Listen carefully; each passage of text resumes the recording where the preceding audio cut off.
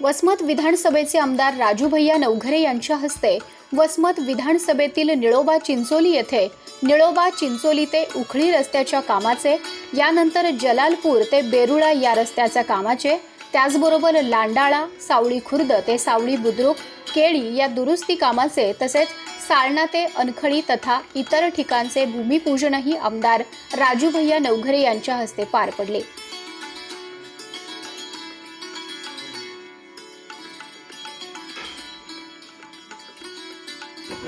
त्या तीर्थक्षेत्राच्या ठिकाणी सुद्धा तिथं निधी टाकण्याचं काम आपण केलेलं आहे।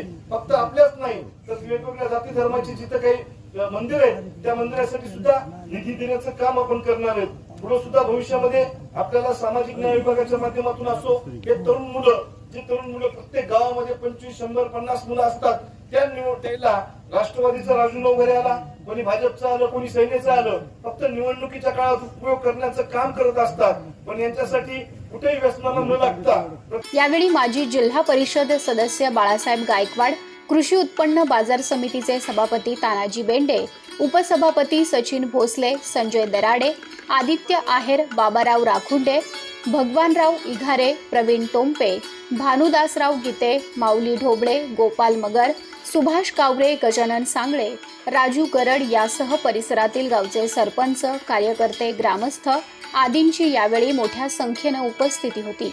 याच दरम्यान आमदार चंद्रकांत उर्फ राजू भैया नवघरे यांचा ठिकठिकाणी सत्कार करण्यात आला।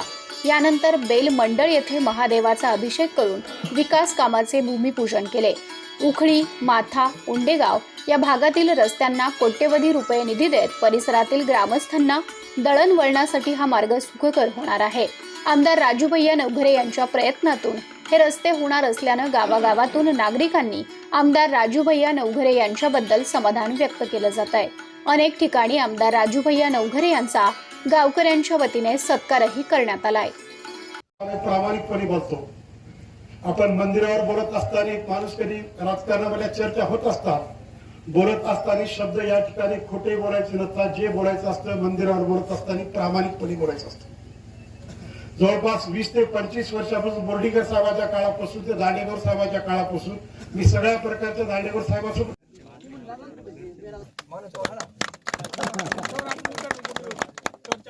लांडाळा